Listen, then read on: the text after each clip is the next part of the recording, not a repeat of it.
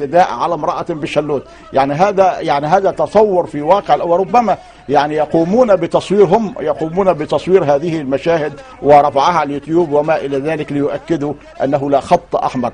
أنت تسأل عن هذا الانقلاب الذي يوافق على هذه العمليات الإجرامية.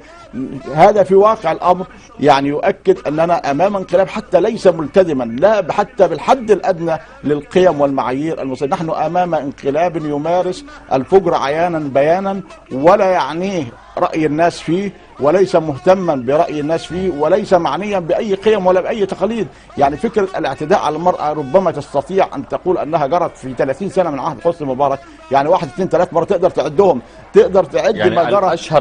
الأشهر الاعتداء على أحد الصحفيات على سلم نقابة الصحفيين، وقامت الدنيا حينها ولم تقعد نعم. واعترضت، احتجت الخارجية الأمريكية، وقيل أن الرئيس بوش حدث حسني مبارك هاتفيا في هذه الواقعة. وفي اليوم التالي كانت هناك مظاهرة ضخمة جدا أمام ضريح